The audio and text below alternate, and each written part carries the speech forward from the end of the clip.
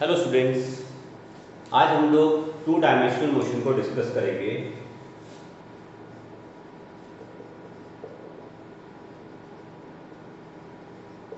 और इसमें दो टॉपिक्स हैं जो तुम्हारे सिलेबस में हैं। उसमें से एक है projectile motion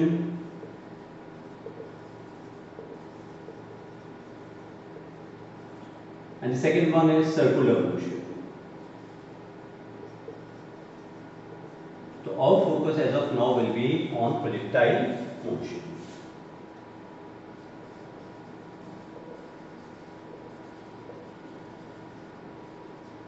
Projectile motion is a two-dimensional motion. इसका मतलब it's a motion a plane.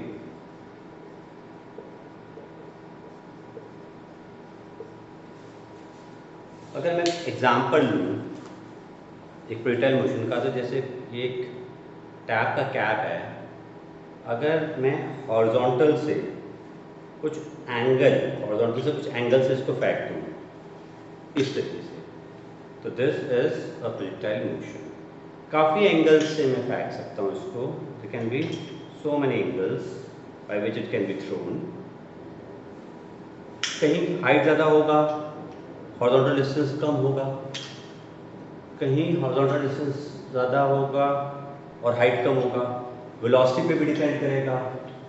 और अगर आप देखो इसका मोशन, तो एक वर्टिकल प्लेन में है ऐसे, या तो इस वर्टिकल प्लेन में होगा या इस वर्टिकल प्लेन में होगा। एक वर्टिकल प्लेन में होता है जनरली, ठीक है ना। एयर, अगर आप एयर रेजिस्टेंस को, हवा के चलने वगैरह को, इन सबको कंसिडर नहीं करो, हवा के चलने को कंसिडर नहीं करो, तो this is motion in a plane. Projectile motion is motion in a plane. और तुम्हारे लेवल पर we don't consider wind speed etcetera during the study of projectile motion.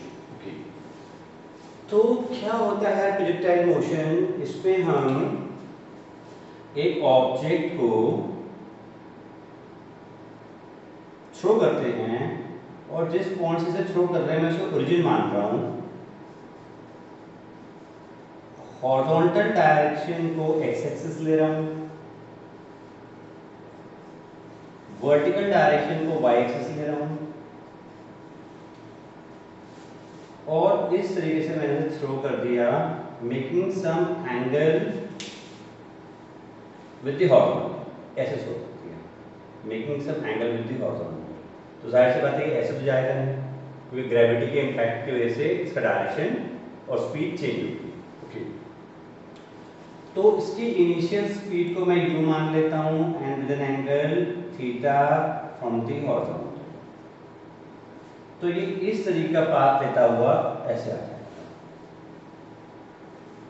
वापस बना लेते हैं एक बार इसके पाथ को, something like this. Okay, so this path of motion is known as trajectory, and we will show this thing that this path or trajectory is parabolic in nature.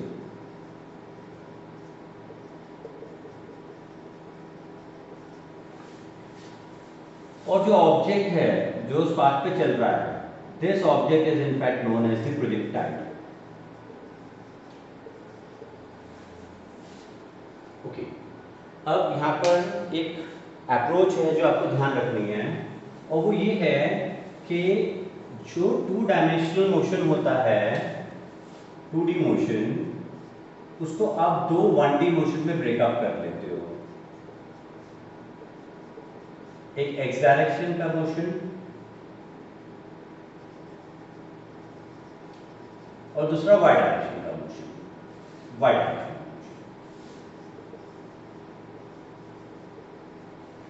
और अलग अलग इनके लिए इक्वेशंस ऑफ मोशन का इस्तेमाल करते हैं। X direction के लिए अलग से इक्वेशंस ऑफ मोशन, और वाई डायरेक्शन के लिए अलग से इक्वेशंस ऑफ मोशन का इस्तेमाल करोगे आप।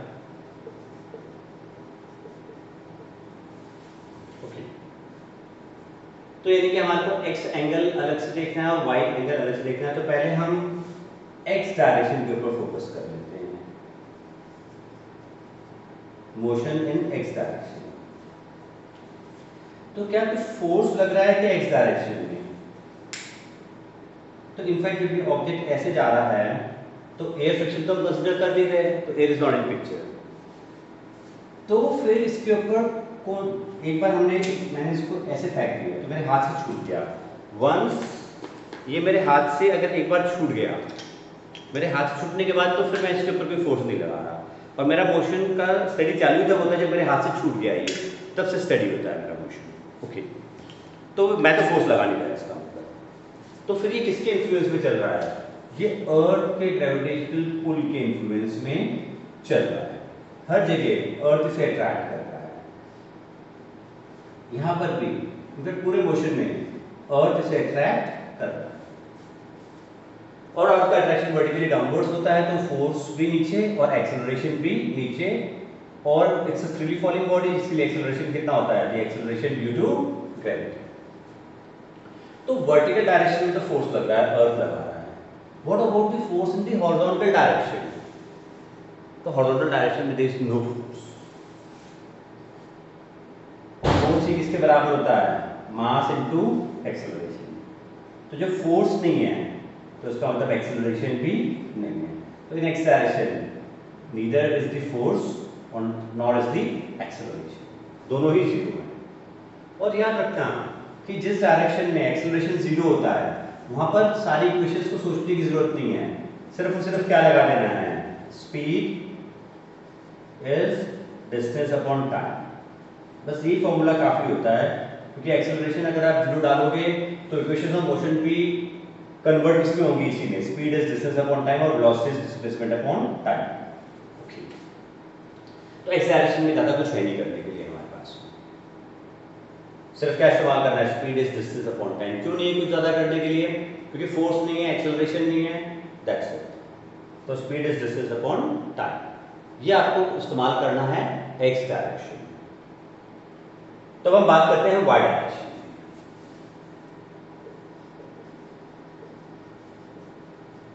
और एक्स डायरेक्शन में एक और भी पॉइंट समझने वाला है। तो ये जो इनिशियल वेलोसिटी है इसको मैं यहाँ पर दो पार्ट्स में रिजॉल्व कर लेता हूँ। तो इधर वाला component will be the x component, क्या हो जाएगा? u cos थीटा, और इधर वाला component will be the y component u y, जो कितना होगा? u sin theta. अब x डायरेक्शन की वेलोसिटी कितनी आई initially? u cos theta, this is the initial velocity just after through. फिर क्या होगा? क्या ये वेलोसिटी का कंपोनेंट चेंज होने वाला है? क्या नहीं चेंज होगा, ये थ्रू सेम रहेगा। क्यों सेम रहेगा? क्योंकि वेलोसिटी चेंज करने के लिए फोर्स चाहिए, और एक्स डायरेक्शन में कोई फोर्स नहीं है, कोई एक्सेलरेशन नहीं है। तो हम क्या कंक्लूड कर सकते हैं? हम ये कंक्लूड कर सकते हैं कि एक्स डायरेक्शन की velocity will remain the same through out.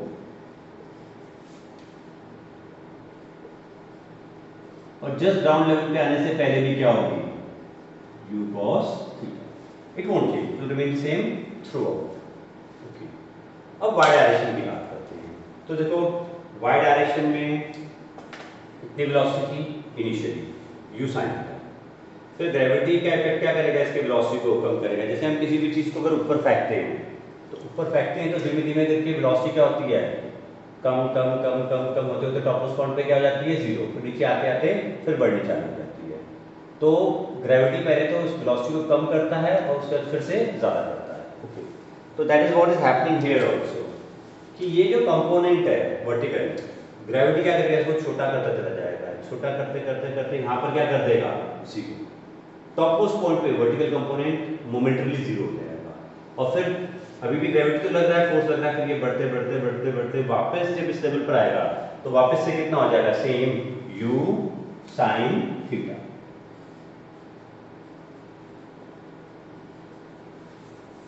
उसी लेवल पर आते आते स्पीड फिर से उतनी हो जाएगी, but the direction will change. अगर आपसे कोई पूछे कि टॉपमोस्ट पॉइंट पे, प्रोजेक्टाइल के टॉपमोस्ट पॉइंट पे what is the velocity? The velocity is u cos theta. ये हॉरिजॉन्टल कंपोनेंट है और ये टोटल वेलोसिटी है, क्योंकि वर्टिकल कंपोनेंट तो जीरो हो चुका है। यहाँ पर एक और पॉइंट है समझने वाला। मान लो कि इस पॉइंट पे हमें वेलोसिटी निकालनी है, इस पॉइंट की वेलोसिटी इस पाथ के टेंजेंट हो जाएगी v, तो v और ये एंगल भी चेंज जाएगा। मान लो ये एंगल इस वक्त अल्फा है, तो इस डायरेक्शन की वेलोसिटी क्या हो जाएगी, v cos अल्फा, और यहाँ v sin अल्फा। तो हमने क्या देखा, देखो ये एंगल अभी ज़्यादा है, किस किस के बीच का एंगल, हॉरिजॉन्टल और वेलोसिटी के बीच का एंगल भी है। फिर वक्त के साथ ये क्या हो रहा है, कम हो रहा है। कम होते होते यहाँ पर क्या हो जाएगा, what I am talking about is the angle between the horizontal direction and the velocity. यहाँ थीटा है, कम होते होते यहाँ पर अल्फा हो गया, कम होते होते यहाँ पर 0 हो गया। फिर यहाँ से फिर क्या होगा, बढ़ना चालू होगा। Things will happen like this. Okay, और अगर मैं एक्सेलरेशन ड्यू टू ग्रेविटी और वेलोसिटी की बात करूँ, तो देखो वेलोसिटी का डायरेक्शन ये है और एक्सेलरेशन ड्यू टू ग्रेविटी यहाँ नीचे है, तो ये एंगल अभी ऑब्ट्यूज है, 90 से ज़्यादा। अब क्या होगा, धीमे धीमे करके ये तो नीचे ही रहने वाला है, ग्रेविटी तो नीचे ही रहने वाला है। Gravity through out in magnitude and direction change नहीं होता, इसीलिए प्रोजेक्टाइल मोशन को you can also say a case of constant acceleration. जब तक कि इतनी हाइट ना हो कि जी अफेक्टेड हो, नॉर्मल केसेस में it's a case of constant acceleration, because the acceleration is neither changing in magnitude and nor in direction। तो ये g है और ये v है, अभी ये फिर करते करते करते ये एंगल और छोटा होते होते होते होते यहाँ पर कितना हो जाएगा, 90।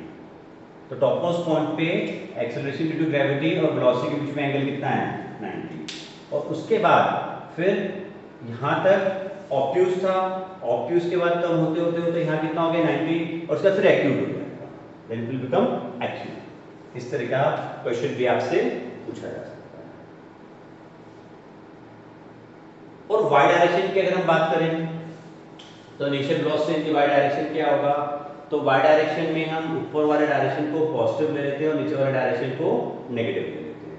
तो इनिशियल वेलोसिटी ये इनिशियल पॉइंट है हमारे एक्टिविटी का, तो कितना होगा, plus u sin theta. Acceleration due to gravity क्या होगा, क्योंकि नीचे का डायरेक्शन नेगेटिव है, g नीचे है, तो it will B -g। Final velocity वगैरह ये जब तक हम अपनी एक्टिविटी के फाइनल पॉइंट को डिसाइड नहीं करते कि ये है या टॉप मोस्ट पॉइंट है या कोई और है, तो उसके आगे के अभी मैं पैरामीटर्स को डिस्कस नहीं करता, वो केस बेस्ड होगा कि क्या केस है, but initial will remain the same and acceleration will remain the same. Okay, अब हम कुछ और इंपॉर्टेंट पैरामीटर्स को डिस्कस करते हैं प्रोजेक्टाइल मोशन के केस में। तो जब भी प्रोजेक्टाइल मोशन आता है तो 3 स्टैंडर्ड पैरामीटर्स हैं जो कि डिस्कस करने के लिए आते हैं। एक तो रेंज, जिसको हम कैपिटल R से नोट करते हैं, एक टाइम ऑफ फ्लाइट जिसको हम कैपिटल T से नोट करते हैं, और एक मैक्सिमम हाइट, और मैक्सिमम हाइट को we denote by capital H। तो ये 3 पैरामीटर्स पे हम लोग फोकस कर रहे हैं, रेंज, टाइम ऑफ फ्लाइट और मैक्सिमम हाइट। ओके, होते क्या क्या हैं ये, जैसे ये प्रोजेक्टाइल मोशन है, origin y axis, x axis, ठीक।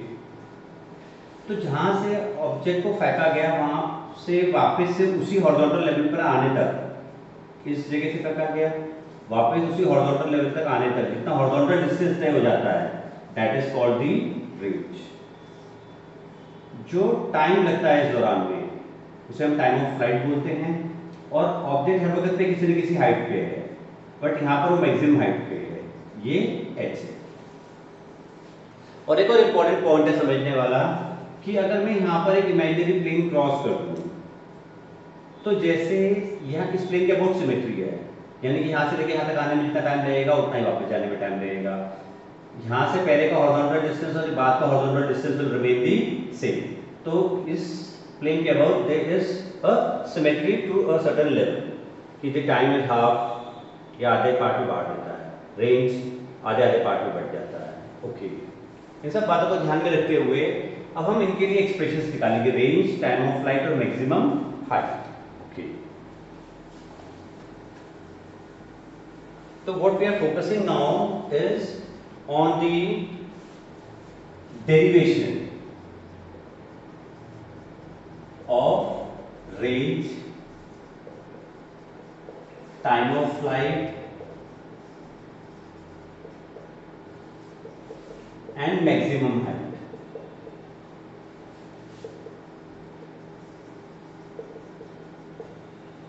इनको डराइव करना है हमारे को। तो वी टेक अ केस, ठीक है भाई, this is the printer motion under consideration. ये ओरिजिन है, ये एक्स एक्सिस है, ये वाई एक्सिस है, यू स्पीड से हमने डाला, थीटा एंगल से डाला, ये यू एक्स है जो कि यू कॉस थीटा, ये वेलोसिटी को दो पार्ट्स में डिसॉल्व कर रहा हूँ, you x you cos theta and you why you sine theta.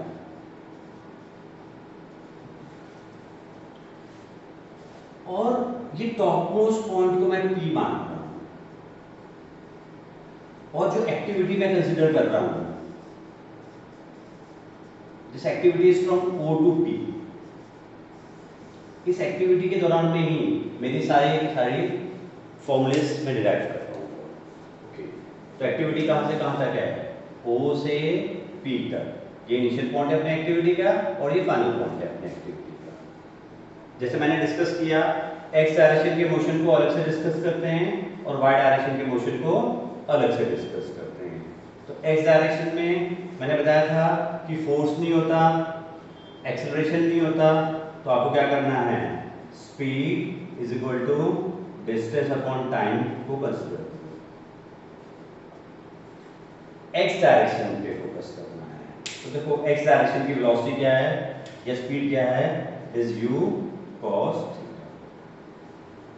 अब ये दो चीजों को कंसीडर करते हैं। देखो जैसे मैंने बताया था कि इस लाइन के अबाउट सिमेट्री है और ये टोटल आर है, तो ये कितना हो जाएगा आधे तक का? It will be R by two. पूरा आर है तो this will be R by two. और जो टाइम है यहाँ से ओ से लेके पी तक पहुँचने का, वो कितना होगा? T by two.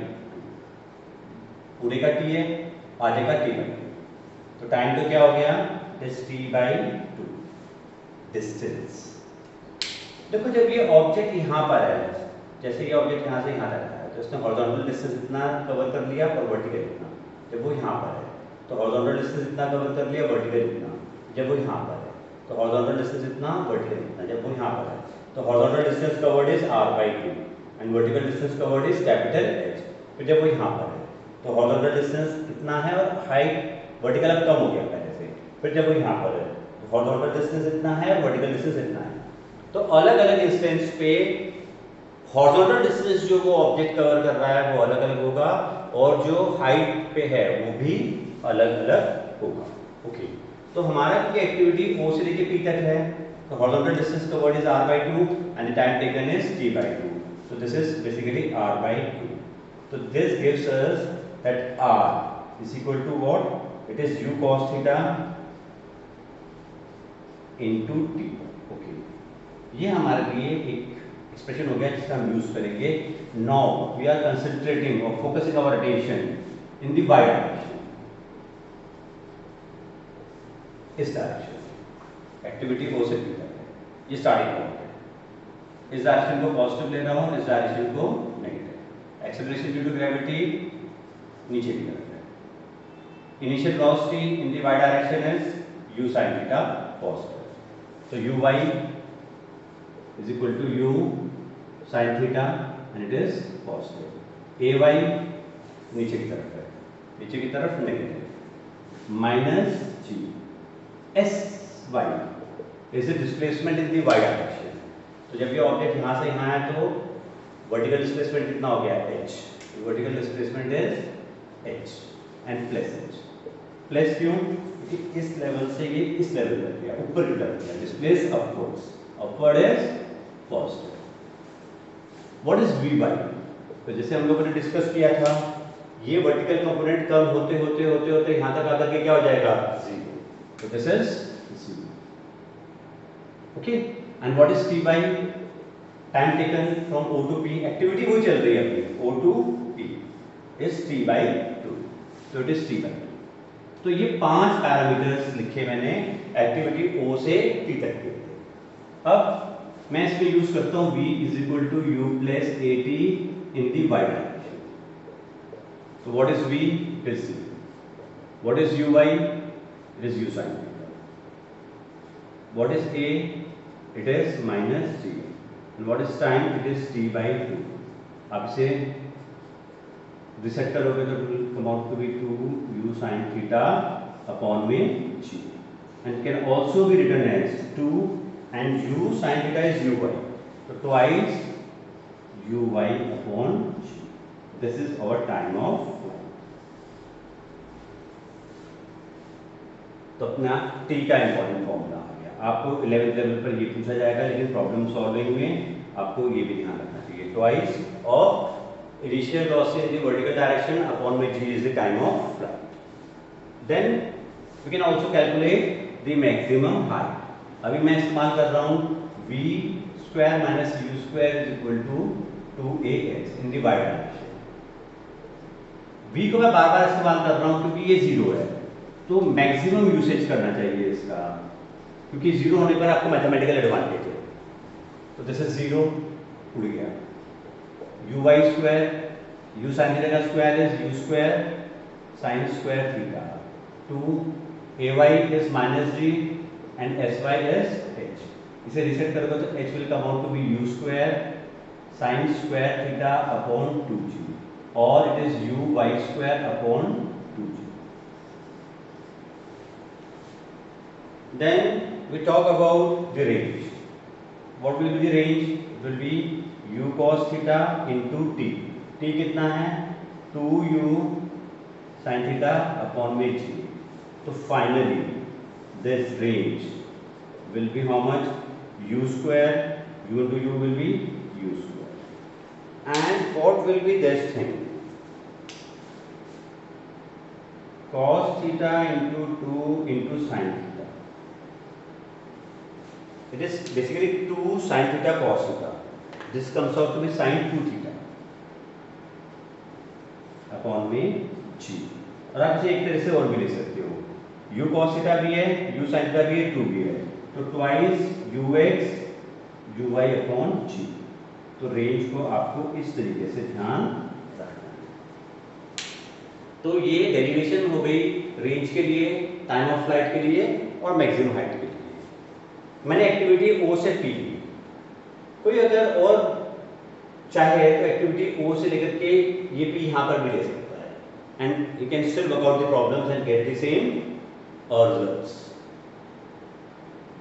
ओके, अब एक तो इसमें ना रेंज के बारे में कुछ इंपॉर्टेंट चीजें हैं जो मैं डिस्कस कर लेता हूं। देखो, जो रेंज है उसका फॉर्मूला आया u square sine 2 theta upon में g। तो हमारे दो इंटरेस्ट है रेंज में। पहला, what is the maximum range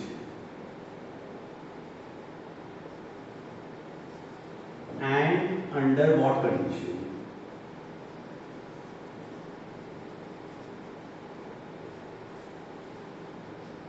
क्योंकि देखो, जब भी कोई चीज को फेंक रहा होता है ना, तो उसका इंटरेस्ट होता है कितनी दूर जाके गिरेगी। रेंज एक इंपॉर्टेंट चीज है, ज्यादा से ज्यादा दूर कितनी जा सकती है। यू जैसे एक पर्टिकुलर कोई चीज है जो कि यू तो फिक्स्ड है, मतलब पूरा जोर लगा के फेंक रहा है, यू फिक्स्ड है, तो अब वो खेल किससे सकता है? एंगल से खेल सकता है, अलग अलग एंगल से फेंक सकता है, अलग अलग दूरी को अचीव करने के लिए अलग अलग एंगल्स पर फेंक सकता है। यू फिक्स्ड है, तो रेंज के मैक्सिमम होने के लिए this parameter is important. U is fixed, g is fixed. जैसे एक तोप का गोला सिस्टम है, तो चलेगा तो एक पर्टिकुलर स्पीड से ही निकलेगा, यू फिक्स हो जाता है, जी तो फिक्स नहीं है। तो सारा खेल किसके ऊपर निर्भर करता है? थीटा के ऊपर निर्भर करता है। साइन किसी भी एंगल की वैल्यू मैक्सिमम कितनी हो सकती है? 1। Maximum value of sine of whatever angle is 1। और ये कब होता है? जब साइन 90 डिग्री होता है। यानी कि कंडीशन क्या है? कि 2 थीटा किसके बराबर आ जाए 90 डिग्री के बराबर, या फिर थीटा कितना आ जाए 45 डिग्री। तो this is the condition for the maximum range, और उस केस में रेंज मैक्स होगा कितना, it will B you square, और ये तो 1 रख दिया तो अपॉन जी। तो एक तो ये दो बातें आपको ध्यान रखनी है। सेकेंड, ये इस तरह से फेंका और ये इस तरीके से।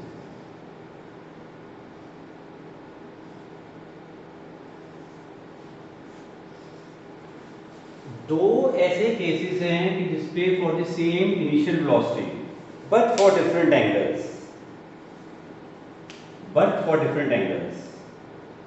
The range is the same,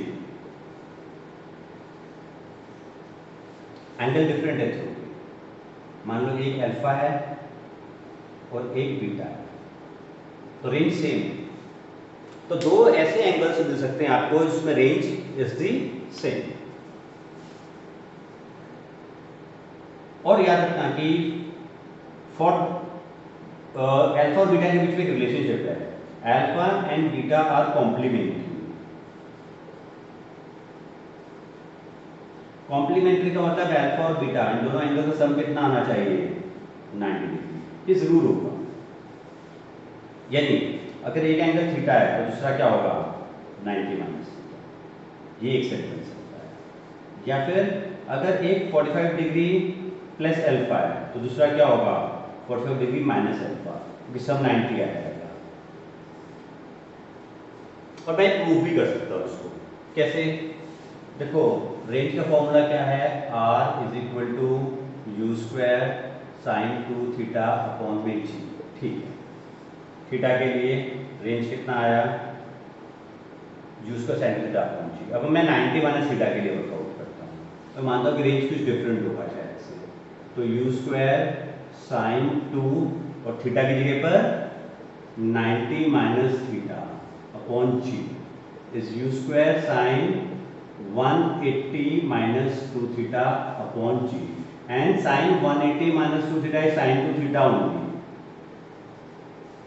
and u square sin 2 theta upon g is r only। यानी कि r डैश से मैं चालू हुआ था ये सोचते हुए कि शायद कुछ और रेंज निकलेगा, थीटा एंगल पर फेंका तो रेंज ये निकला, 90 माइनस थीटा पे फेंका तो ये निकला रेंज। तो मैंने माना कि शायद रेंज कुछ और होगा, r डैश लेकर के चला मैं, थीटा की जगह जब मैंने 90 माइनस थीटा रखा तो बाकी सारे पैरामीटर सेम है, सिर्फ थीटा की जगह पर क्या आया 90 माइनस थीटा। लेकिन वर्कआउट कर रहा हूँ तो ये r डैश किसके बराबर है r के बराबर, यानी कि चाहे एंगल थीटा हो चाहे 90 माइनस थीटा हो, the range remains the same. ये भी आपको बात ध्यान रखनी है। ओके, अब दो चीजें और हैं जिस पर मैं फोकस कर रहा हूँ प्रोजेक्टाइल मोशन में ही, और वो ये है कि अब हम फोकस कर रहे हैं इस चीज के ऊपर, ये प्रूफ करें कि the path of a projectile is parabolic in nature.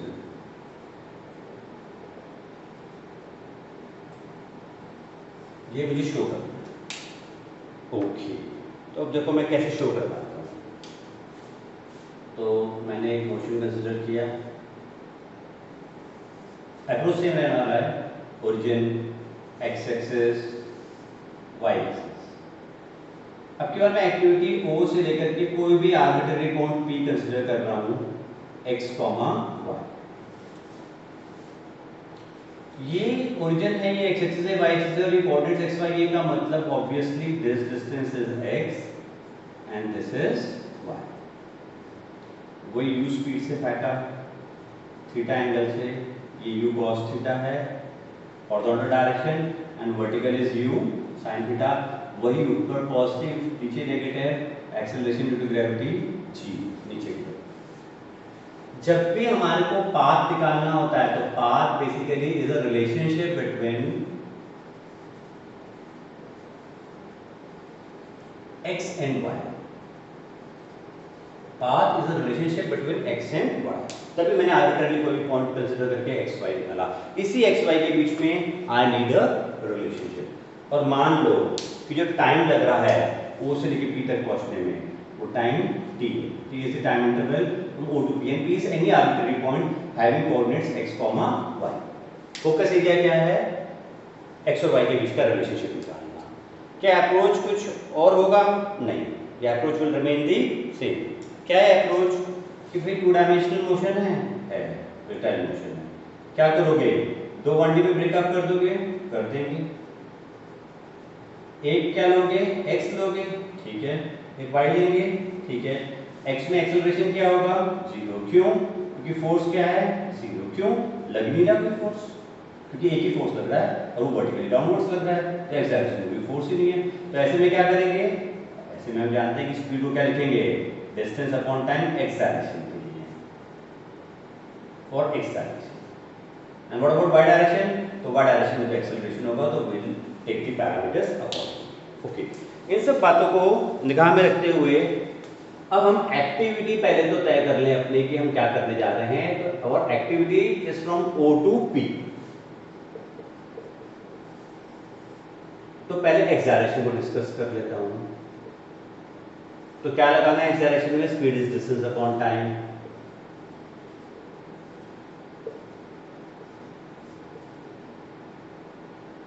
And what is the speed? Speed in the x direction is u cos theta. यहां से लेके जब तक यहां पहुंचा तो हॉरिजॉन्टल डिस्टेंस कितना तय हुआ? This x। और हमने माना कि O से लेके P तक का टाइम कितना है? t।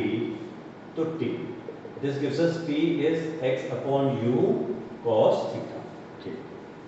Second, we talk about the y direction। तो y डायरेक्शन के पैरामीटर्स लिख लेते हैं। Initial velocity in the y direction, this is the initial point. Initial velocity in the y direction is this one, positive u sin theta. What is the displacement in the y direction? जब तक object यहां से यहां पहुंचा, displacement ऊपर की तरफ हो गया कितना?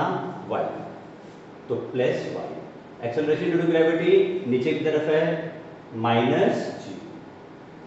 टाइम में कोई साइन नहीं लगता, वो t रहने वाला है। टाइम कैसे कोई मतलब देखिए, x देखो या y देखो, टाइम तो टाइम है। ओके, और फाइनल वेलोसिटी में आई एम नॉट इंटरेस्टेड, तो इसमें मैं इस्तेमाल करता हूँ s is equal to ut plus half a t square in the y direction. What is this sy? Is y, uy is u sin theta. Time is t and t is x upon u cos theta plus half minus g and x upon u cos theta का square. and if you work it out, ये जाएगा y is equal to x tan theta minus half g x square upon u square cos square theta। this is the equation। ये equation parabola की होती है, क्योंकि parabola में y x पे maximum 2 power पे डिपेंड करता है। तो this is the equation of parabola.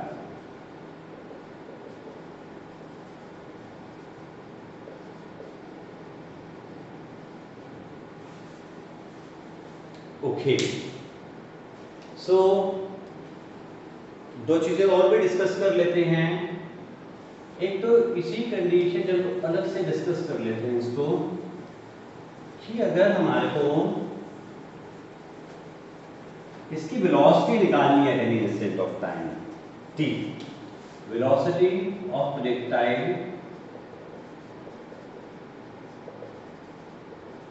At any instant of time t। तो क्या प्रोजेक्टाइल मोशन है? Again origin, again x axis, y axis, again the initial velocity u, again theta, u cos theta, u sin theta। मान लो आपको यहाँ velocity निकालनी है which is v,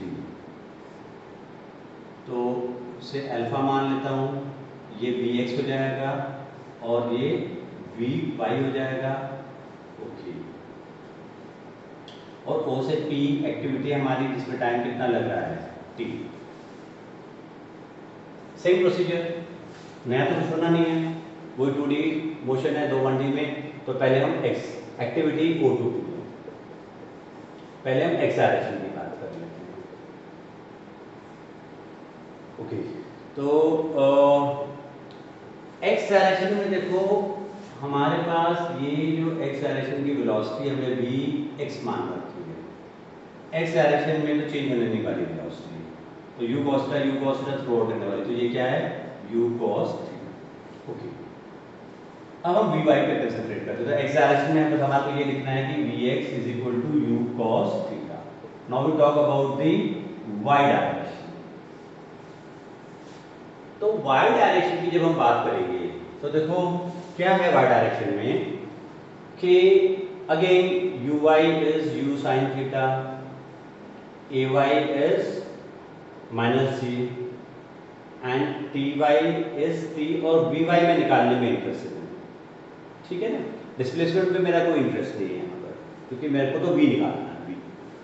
तो मेरा कंसर्न, अच्छा एक चीज ध्यान रखना कि जब भी कोई वेक्टर क्वांटिटी a होती है और इसका x कंपोनेंट ax है और y कंपोनेंट ay है, तो वेक्टर लॉस के हिसाब से, वेक्टर रूल्स के हिसाब से आप क्या लिख सकते हो, अगर ये अल्फा है तो you can write a is equal to this vector is equal to उसके x कंपोनेंट का स्क्वायर प्लस उसके y कंपोनेंट के स्क्वायर का under. And what is this tan alpha? This tan alpha is ay upon ax। और ऐसा आप क्यों लिख सकते हो कि आप इसको ऐसे रिड्रॉ कर सकते हो कि ये एक a वेक्टर है, इसका ये x कंपोनेंट है ax, और ये ay को मैं ऐसे ड्रॉ कर सकता हूँ। तो ये इसका दूसरा कंपोनेंट है ay, ये रेक्टेंगुलर कंपोनेंट्स हैं, एंगल 90 है, तो देखो पाइथागोरस थ्योरम लगाओगे तो आपको ये मिल जाएगा, और tan अल्फा लगाओगे तो ये मिल जाएगा। तो चाहे ऐसे ध्यान रख लो चाहे ऐसे ध्यान रख लो। तो अब मैं यहाँ पर लगाने जा रहा हूँ v is equal to u plus a t in the y direction. तो vy निकालना चाहता हूँ, it is u sine theta और माइनस जी इंटू टी। तो मेरे पास vx आ गया u cos थीटा, vy आ गया, तो अब मेरा मैग्नीट्यूड ऑफ वेलोसिटी क्या होगा? देखो मुझे वेलोसिटी निकालनी है, तो वेलोसिटी एक वेक्टर क्वांटिटी होती है, तो मुझे कंसंट्रेट करना है एक तो मैग्नीट्यूड पे और एक डायरेक्शन पे। तो मैग्नीट्यूड के लिए a is under root of ax square plus ay square. यहाँ पर v is equal to under root of vx square plus vy square, तो हो जाएगा अंडर रूट ऑफ what is this vx, it is u cos theta, तो u cos theta का whole square plus vy, ये है u sin theta minus gt का होल स्क्वायर, और सॉल्व करके जो भी आ जाएगा that will be our answer. And what about the direction? तो डायरेक्शन के लिए हमारे को ये एंगल चाहिए, tan alpha is y component upon x component, तो tan alpha is y component upon x component. vy कितना है? It is u sin theta minus gt, और vx कितना है? It is u cos theta. So this will give us the direction. So this was the velocity at an arbitrary point of the time t of throw. t time के बाद, throw के time के बाद हमारे को velocity क्या मिलने वाली है, ये उसके बारे में। और प्रोजेक्टाइल की सिंपल बातें ये सारी की सारी जो 11th लेवल के लिए इंपॉर्टेंट है, क्योंकि इसमें जनरली ये डेरिवेशन सॉर्ट आ जाती हैं। अभी मैं प्रॉब्लम सॉल्विंग को डिस्कस नहीं कर रहा हूँ, मैं just discussing simple derivations related to projectile. एक प्रोजेक्टाइल होता है जिसे हम हॉरिजॉन्टल प्रोजेक्टाइल बोलते हैं।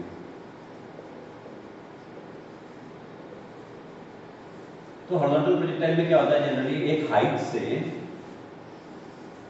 From a particular height, what we do is we throw an object horizontally, ये ग्राउंड है।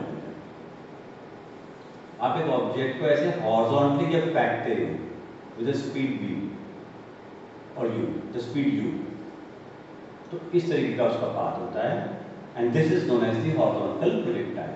किसी हाइट से एक ऑब्जेक्ट को हॉरिजॉन्टली थ्रो करना से जो पाथ होता है वो ये भी पैराबोलिक होता है, ये मैं भी शो करूंगा, और उस वाले प्रोजेक्टाइल को भी call as the horizontal projectile. Okay, क्या कुछ नया अप्रोच आने वाला है? नहीं, नया अप्रोच कुछ भी नहीं आने वाला। इसको ओरिजिन मान लेता हूँ, ये हमारा x डायरेक्शन है।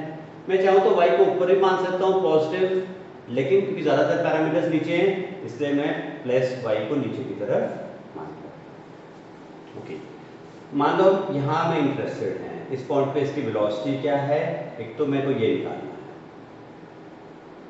For example. ओके, तो अब मैं कैसे निकालूंगा, देखो तो वही है एक्टिविटी O2P, ये P पॉइंट ले लेते हैं। पहले मैं एक्स डायरेक्शन पे फोकस करता हूँ। तो देखो ये B है, तो इसके दो कंपोनेंट्स कर लेते हैं, एक्स डायरेक्शन का Vx और y का Vy। इस एंगल को मैं अल्फा मान लेता हूँ।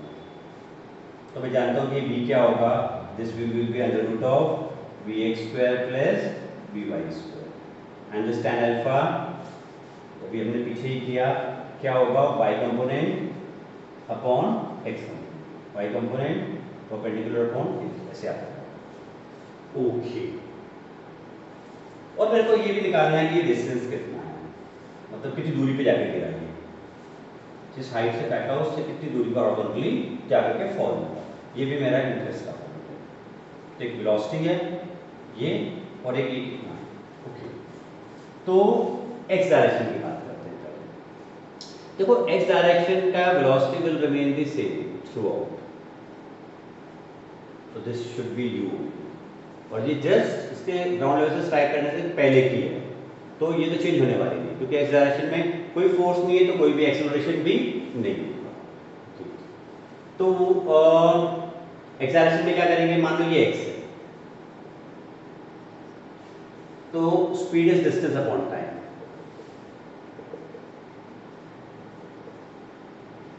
What is the speed, speed is u। What is the distance travelled, it is x। अब मान लो टाइम कितना है t, तो अपॉन में t, therefore x कितना आ जाएगा u इंटू t।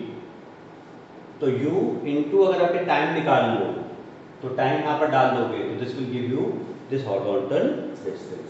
अभी टाइम निकालना हमारे लिए जरूरी है। नॉर्मली जो पैरामीटर्स गिवन होते हैं आपको वो ये गिवन होता है कि ये u कितना है और ये h कितना है, ये वो पैरामीटर्स होते हैं प्रॉब्लम सॉल्विंग में जो गिवन होते हैं।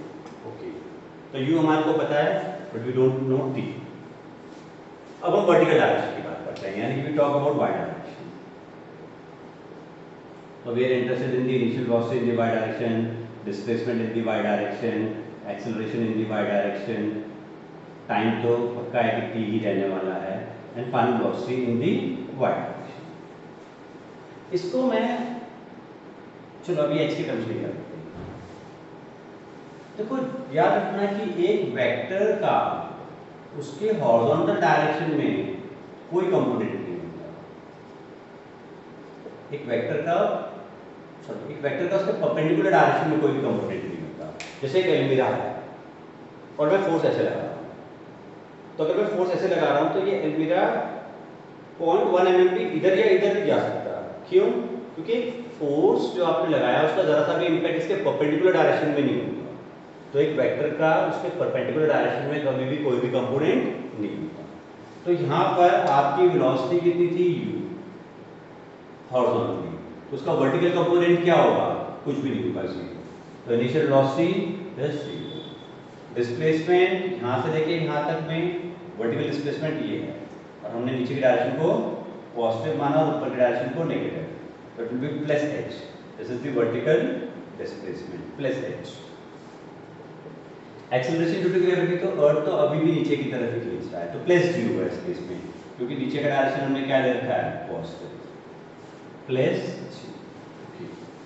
अब मैं इसमें लगा देता हूं v = u + at in the y direction।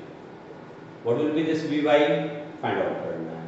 what is this uy, 0 लिखता ही नहीं, ay g और टाइम t, फर्स्ट, तो जैसे फर्स्ट मान लेते हैं और इसे सेकंड। फिर मैं इसमें लगा देता हूं s = ut + ½ at²